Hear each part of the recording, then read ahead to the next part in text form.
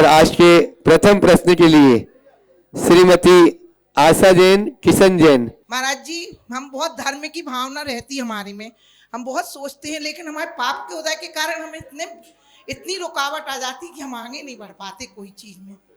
ऐसा क्यों होता है? देखो, धर्म की भावना होनी चाहिए और निश्चित रूप से जब धार्मिक क्रियाओं में रुकावटें आती है तो मन आकुल व्याकुल होता है। लेकिन मेरा आपसे ये कहना है, क्रिया का नाम धर्म नहीं है, भावना का नाम धर्म है। जब रुकावटें आए तो मन में क्षमता धारण करो, निराकुलता को अपनाओ, यही सबसे बड़ा धर्म है। व्याकुल मत हो, जितना कर सको उसे करो और जो न कर पाओ उसकी भावना रखो। मन में अगर व्याकुलता लाते हैं तो हमारे मन को कमजोर बनाता है, इससे बचो। समीक्षा नीलेश जैन, गुरु चरणों में अपना प्रश्न करें। द्वय महाराज श्री के चरणों में नमोस्तु, चुल्लक जी के चरणों में एक शामी। महाराज श्री, जो धर्म के प्रति विचार तो बहुत अच्छे रखते हैं, परंतु दूसरों के प्रति उनमें सेवा भाव, दया भाव नहीं है, तो उसे धर्म लाभ होगा क्या? देखिए, धार्मिक क्रियाएं करना और दया सेवा का भाव न रखना ठीक वैसा है जैसे कि सूखी मिट्टी पे बीज बोना। सूखी मिट्टी पर बीज बोने से बीज अंकुरित नहीं होता। ऐसे जिसके हृदय में दया और करुणा न हो, उसके हृदय में धर्म का अंकुर कैसे फूटेगा? संवेदन शून्य दशा में धर्म प्रकट नहीं होता। धर्म के लिए सबसे पहली आवश्यकता है संवेदना होना। तो दया और करुणा तो धर्म का मूल तत्व है, हमें अपने जीवन में इन्हें उद्घाटित करना चाहिए। अनुराग शालिनी जैन, गुरु चरणों में अपना प्रश्न कर रहे हैं। महाराज जी, पहले बुजुर्गों का निर्णय सर्वोपरि होता था। वो अपने बच्चों का लिए रिश्ता देखने जाते थे तो मतलब पक्की करके आ जाते थे, पर आज की जनरेशन कहती है कि हम पहले 4-6 महीने बात करेंगे, उसके बाद हम शादी करेंगे। तो महाराज जी, वो तब भी फेल होते थे, पहले तो सक्सेस हो जाती थी। और क्या महाराज जी ऐसा होता है, हम 4-6 महीने बात करेंगे तो वो नेचुरली महाराज जी की सब कुछ फॉर्मल होगा, बात करेंगे फ़ोन में, लेकिन जो बच्चे कहते हैं कि भाई हमारा जब तक हम नहीं करेंगे, आप लोग का निर्णय नहीं मानेंगे, आप लोगों ने तो कर लिया, पर हम अब अपने पसंद से ही और अपने अनुसार ही करेंगे, तो महाराज जी जीवन बीत जाता है लोगों को समझने में। देखो, आपके सवाल का उत्तर तो मैं एक ही पंक्ति में देना चाहूँगा कि पहले जो माता पिता के द्वारा निर्णय होते थे वो आज तक अच्छे से निभ रहे हैं। मैं तो बहुत से ऐसे जोड़ों को भी जानता हूँ जिन्होंने एक दूसरे को देखा भी नहीं और विवाह हो गया, अब बखूबी 50-50 साल तक शानदार पारी की। हो सकता है यहाँ भी 1-2 होंगे। देखो बहन जी हाथ उठा रही, 2 उठ गए हाथ, बहुत सारे उठ गए। एक दूसरे को देखे बिना संबंध हो गया और निभ गया। और आज जो खुद के दम पर किया जाता है, विवाह विच्छेद कितनी अधिक मात्रा में हो रहे। हमेशा एक बात समझना चाहिए, विवाह एक रस्म नहीं है, विवाह एक भावनात्मक जुड़ाव की कड़ी है। और भावनात्मक जुड़ाव तभी होता है जब हम विशुद्ध भावना से भरकर कोई कार्य करते हैं। महीनों बातचीत करना, वहाँ तो बुद्धि अपना वितर्क करेगी, फिर वो विवाह नहीं होता, एक प्रकार का कांटेक्ट हो जाता है, भावना खत्म हो जाती है। और जहाँ भावना खत्म होती, बुद्धि हावी होती, वहाँ संबंध नहीं टिक सकते। रिश्तों के लिए, रिश्तों की प्रगाढ़ता के लिए भावनाओं का रस होना चाहिए, जो आज उनके बच्चे नहीं समझ पाते। काश वो समझ सके। आज भी मैं देखता हूँ ऐसे विषम दौर में भी कई बच्चे ऐसे हैं। IITN है, उन्होंने अपने संबंध के विषय में ये कहा, जो माँ बाप तय कर लेंगे मुझे स्वीकार है। आराम से एक लड़की आई मेरे पास लंदन से पढ़कर, मास्टर्स उसने लंदन से किया। उनके माँ बाप मेरे पास बैठे थे, उनने चर्चा में ऐसे ही कहा कि महाराज हम चाहते हैं इसके लिए कोई योग्य वर मिल जाए। 29 साल की लड़की थी, लंदन में पढ़ कर के आई, जॉब भी की और बहुत ब्रिलियंट थी। मैंने उससे पूछा कि तुम्हारी कोई चॉइस है? बोले एक ही चॉइस है। बोले क्या? जो मम्मी पापा की चॉइस है। मैंने इनसे कह दिया, पापा आप जिससे करोगे, मुझे पता है कि आप जैसा इंसान इस धरती पे कोई दूसरा नहीं है, आपका निर्णय मुझे सबसे अच्छा निर्णय लगेगा। तो ऐसे संस्कार जिन बच्चों में हो वो बच्चे ऐसा कह सकते हैं। तो हम पहले अपने बच्चों को भी उसके अनुरूप तैयार करें, और अगर बच्चे बातचीत करना भी चाहते तो उनसे बोले कि ये सब नाप तौल से काम मत करो, मेंटल वाइब्रेशन को मिलाओ। फर्स्ट मीटिंग में अगर तुम्हारे अंदर का जुड़ाव हो गया, अंदर का तंत्र बोलने लगा, तो समझ लेना मेरी कुंडली मिल गई। और रोज रोज रोज जो बातचीत करोगे ना, तो फिर उलझ करके ही रह जाओगे। मामला आजकल ऐसा ही दिख रहा है, इसके कारण विसंगतियां दिनों दिन बढ़ रही है। हमें इसके प्रति बहुत जागरूकता की जरूरत है। नमोस्तु महाराज जी। श्रीमती रानी जैन डिंडोरी वे अपना प्रश्न करो राजा। दोनों महाराज जी के चरणों में नमोस्तु नमोस्तु नमोस्तु। छुल्लक जी के चरणों में इच्छामी इच्छामी इच्छामी। महाराज जी, कभी कभी जीवन में परिवार के होते हुए भी हम खुद को अकेला समझते हैं, तो महाराज जी ऐसी स्थिति में हम अपना मनोबल कैसे बढ़ाएं, स्वयं को ही परिवार समझें या क्या समझें, हमें मार्गदर्शन दीजिए। परिवार के रहते हुए भी खुद को अकेला महसूस करने के पीछे के कारणों को समझ। मुझे इसमें एक सबसे बड़ा कारण दिखता है, वो ये है कि कहीं न कहीं हमारी अपेक्षा की अधिकता हो। कई बार जब हमारी अपेक्षाएं अधिक हो जाती है, वो पूर्ति नहीं हो पाती, तो हम अपने आप को उपेक्षित महसूस करने लगते हैं और हमें लगता है कि मेरा कोई नहीं। यदि हमने यहाँ अपना सुधार कर लिया और अपने जीवन को अपेक्षा मुक्त बना लिया, तो फिर हमारे लिए अकेलापन कभी अखरने वाला नहीं होगा, कभी भी उसका एहसास नहीं होगा। तो पहली बात, हम अपने अपेक्षाओं को कम करने की कोशिश करें। दूसरी बात, हमारी तरफ से भी कहीं कमी हो सकती है। परिवार हमें ना अपनाए, ये मेरा दुर्भाग्य है, पर परिवार को मैं अपना बना लूं, ये मेरा पुरुषार्थ है। इसे याद करो। लोग मुझे नहीं अपना रहे हैं, मैं तो अपना सकता हूं। ये अकेलापन में कहीं मैं तो जिम्मेदार नहीं हूं। अगर मैं कहीं जिम्मेदार हूं, तो मेरा ये दायित्व बनता है कि मैं उसे ठीक करूं। अगर दोनों बातें अपने स्तर पर हम कर लें, तो ये चीज़ें कम होगी। इसके लिए आध्यात्मिक दृष्टिकोण रखना चाहिए और सकारात्मक चिंतन रखना चाहिए।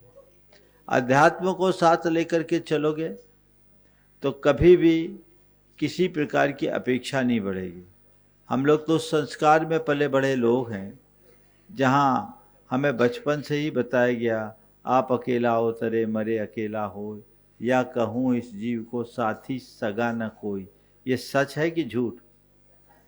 तो इस सच को अपने जीवन में अपनाइए ना। कब अपनाएंगे? ये क्यों बताया गया? बचपन में पढ़ाया जाता है जैन परंपरा में। आत्मनिर्भर बनो, आत्मद्रष्टा बनो, अध्यात्मनिष्ठ बने, जीवन बदलेगा। तो पहली बात ये देखिए।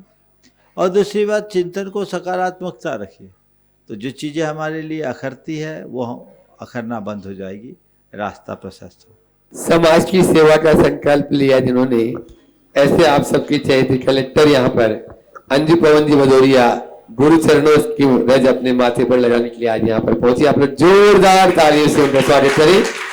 अंजू जी पवन भदौरिया जी वे अपनी बात गुरु चरणों में रख रही है, अपना प्रश्न भी कर सकती है। और शुभांशु ब्राह्मी विद्या बालिका मंडल डिंडोरी तैयार रहेंगी बालिकाएं। प्रमाण सागर जी महाराज जी के श्री चरणों में प्रणाम। मुनि जी आपके चरणों में प्रणाम। और आज मैं अपने आप को सौभाग्यशाली समझती हूँ कि आपके श्री चरण हमारे डिंडोरी ज़िले में पड़े हैं। और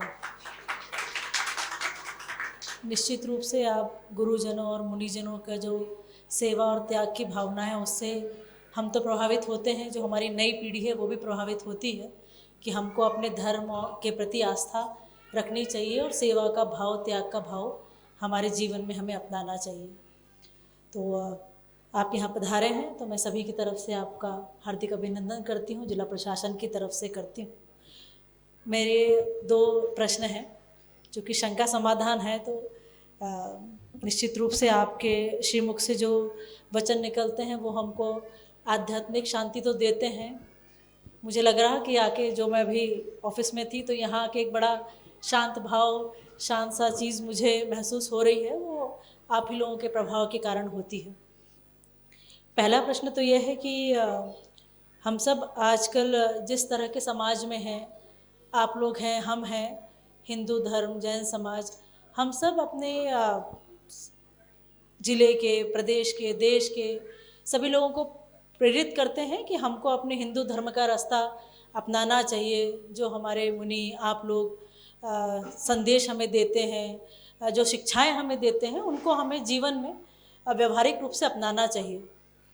धर्म का रास्ता कठिन होता है, पर हमें अपने धर्म से डिगना नहीं चाहिए उसके रास्ते से।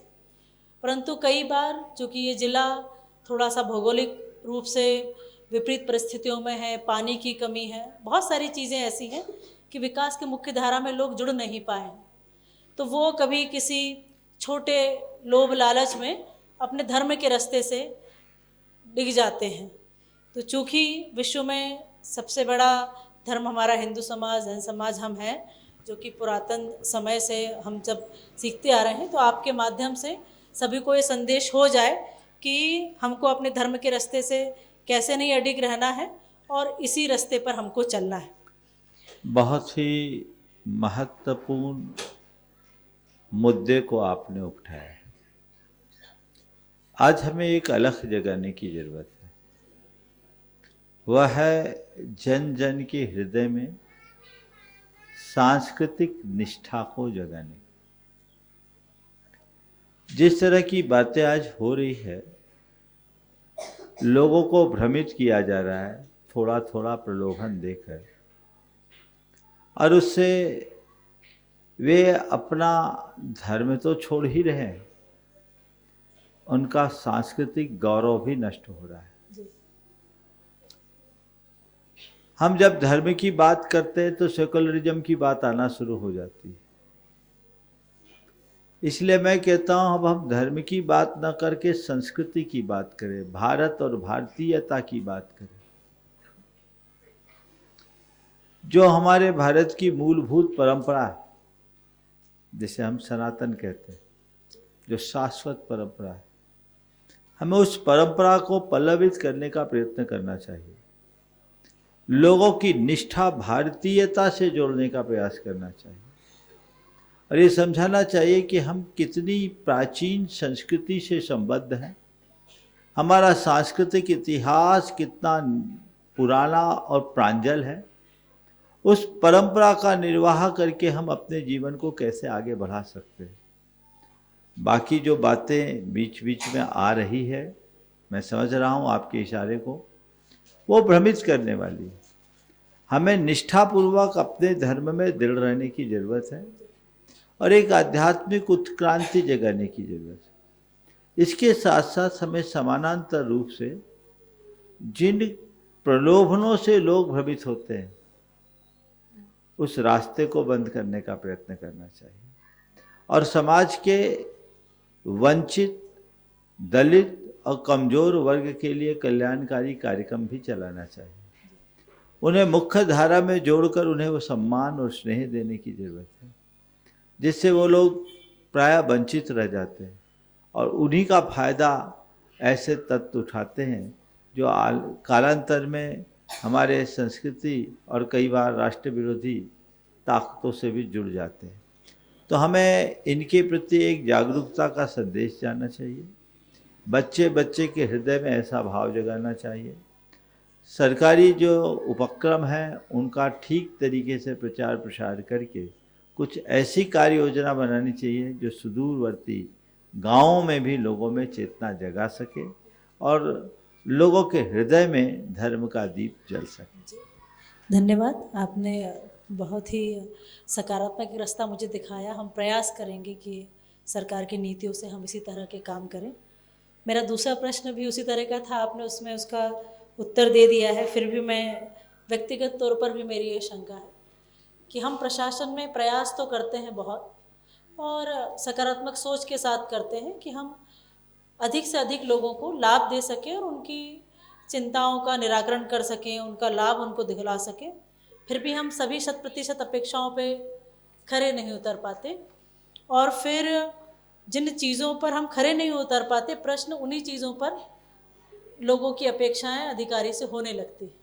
तो हमें और किन चीज़ों का ध्यान रखना चाहिए, बस इस पे और मार्गदर्शन चाहूँगी आपसे। देखिए, आपने जो सवाल किया है ये बड़ा जटिल प्रश्न है, खासकर आप जैसे अधिकारियों के सामने। ये बात सच है कि कोई कितना भी बड़ा अधिकारी हो, वो अधिकारी है, भगवान नहीं। वो अपने स्तर से जितना हो सके बेहतर से बेहतर करने का प्रयास करना भी चाहिए, करते हैं।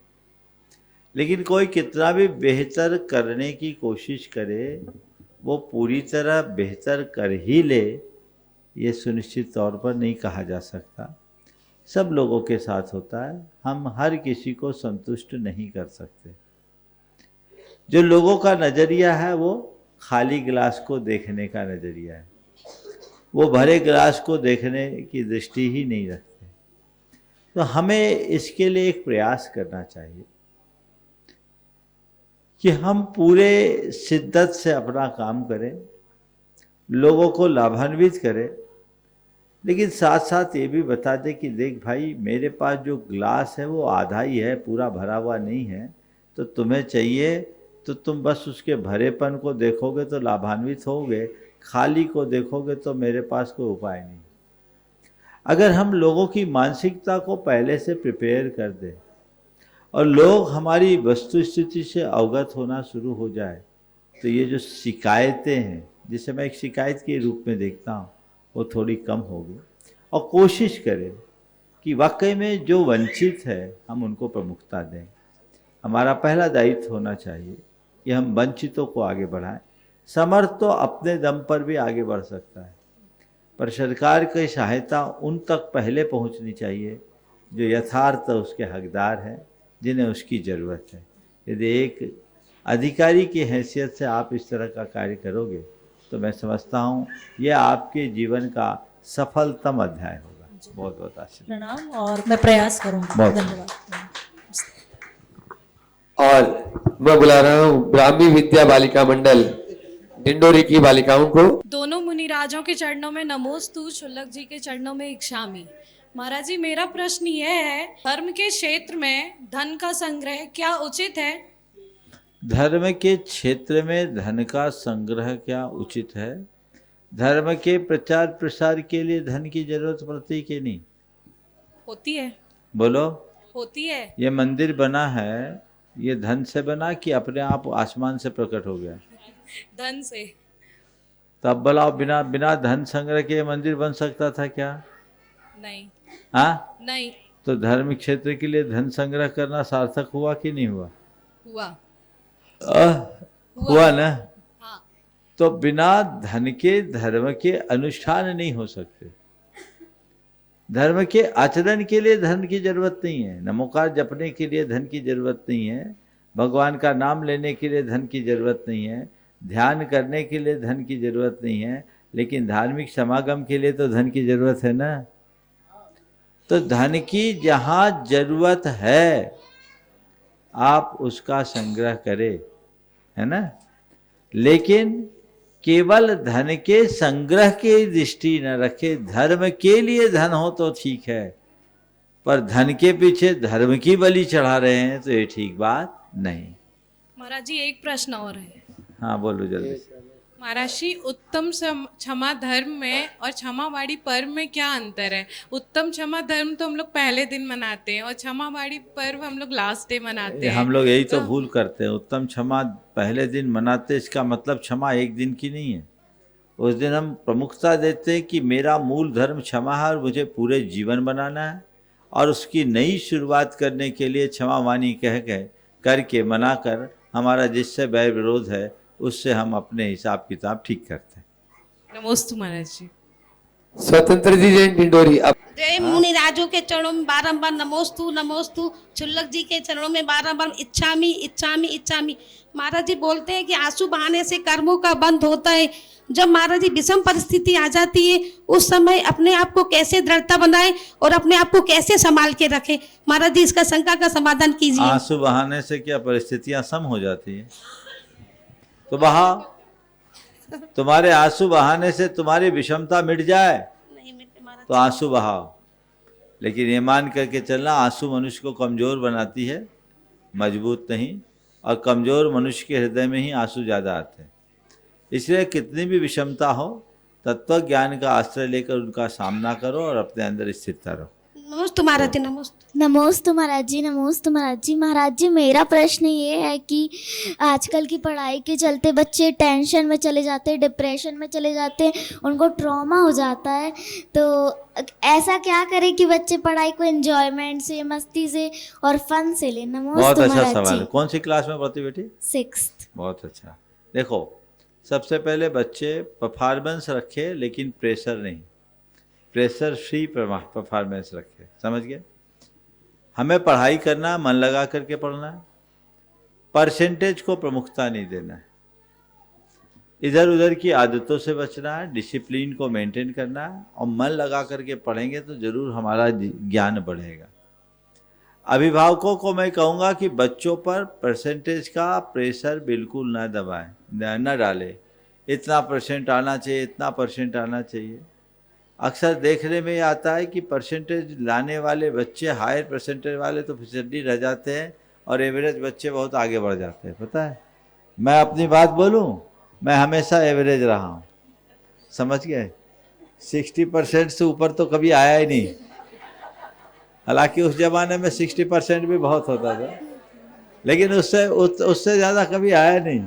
समझ गए?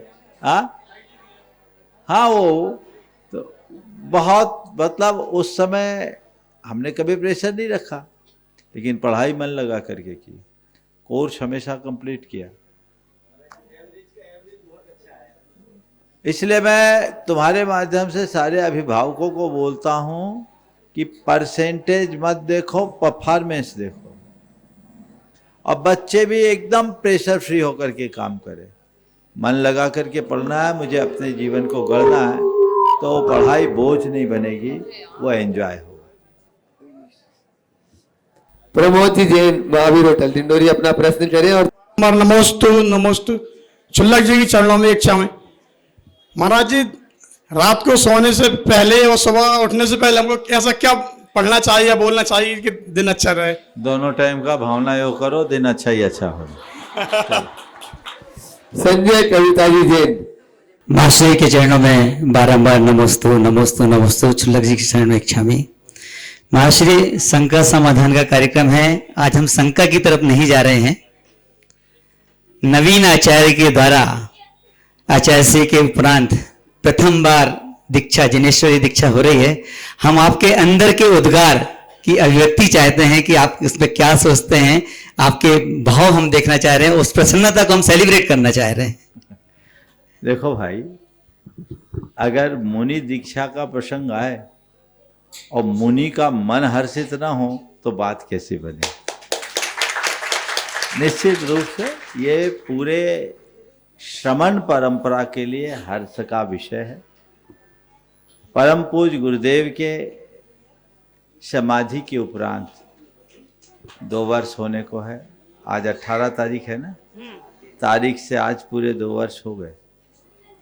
मुझे बहुत खुशी है कि गुरुदेव की ये परंपरा अब आगे पल्लवित हो रही है और मुनि दीक्षा का ये योग बन रहा है।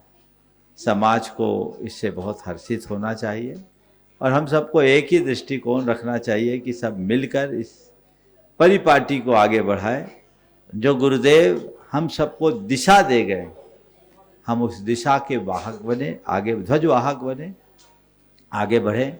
हमारे बड़े महाराज आचार्य महाराज समय सागर जी महाराज के कर कमलों से कल ये दीक्षाएँ संपादित हो रही है। पूरा देश वहाँ पहुँच रहा है, पहुँचना भी चाहिए। जो नहीं पहुँच पाए वो मीडिया के माध्यम से जुड़ेगा। और हमें एक ही लक्ष्य रखना चाहिए कि जिन शासन की प्रभावना जैसे बन सके हम सब आगे बढ़ करके पूरी करें। मुनिदेव के सपना जैन हाँ बोलो बोलो बोलो। मुनिदेव के चरणों में बारंबार नमोस्तु नमोस्तु नमोस्तु।